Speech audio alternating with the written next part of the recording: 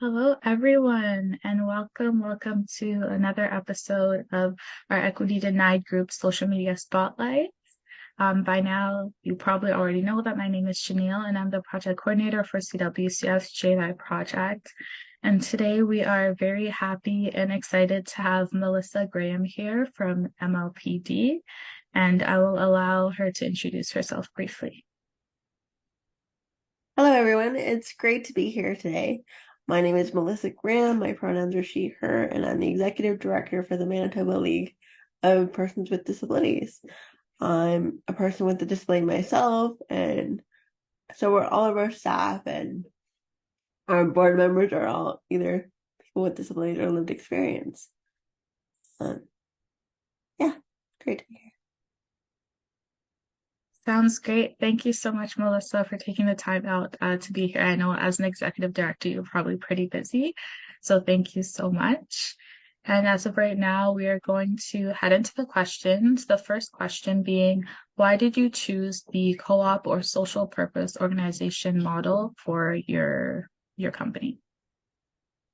So the Manitoba League of Persons with Disabilities, or MLPD, has had a social enterprise project for about 5 years now. It's our accessibility consulting services. Primarily, I think the reason the organization went into it was we needed a way to bring more funding into the organization that allowed us to practice our values and in terms of creating more accessibility and inclusion in the community. Um, I think what we realized also is that it provides a great opportunity for our members and people with disabilities in Manitoba to really develop meaningful relationships with the organizations and businesses that choose to work with us. And it becomes a much more meaningful project than it would if it were funded perhaps through a grant that we have. There's a lot more intention behind it.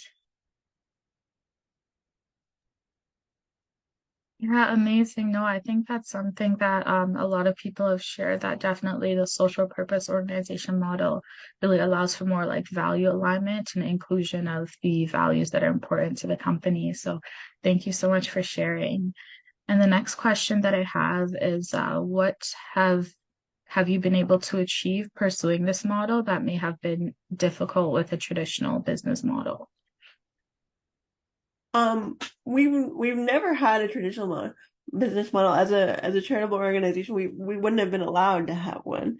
But I think with our social enterprise too, it allows us to really be able to explain, we pay people like meaningful rates for the work that they provide us. Um, with our social enterprise project, we hire people to act as accessibility reviewers and community, whether that's people who want to go do like a physical accessibility review of a physical space, like a museum or say someplace like uh, an attraction, or whether that's reviewing a website. So we bring people in that have the skills and knowledge to do that. And I think one of the things about our social enterprise model that's so important to us is that we pay people fairly and that we can explain that to people that come to us for our services, that is reflected in our pricing, what we do in terms of making sure people are paid fairly for their knowledge. Also, it allows us again to really reflect values in our work, to really create relationships and explain why things are why certain aspects of accessibility are so important to us and inclusion.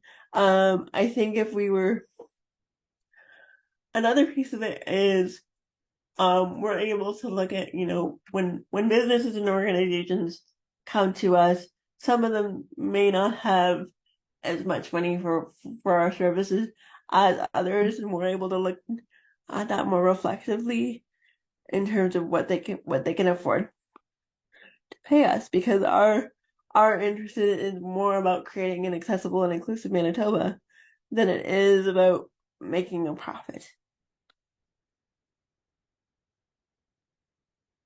Thank you. I loved how you wrapped that up at the end, that it's more about making an accessible and inclusive Manitoba over profit. I really like that summary. That was beautiful. And the last question that I have is, what is your organization's social purpose and why? So our social purpose as MLPD has probably shifted over the years. The organization's been around since 1974.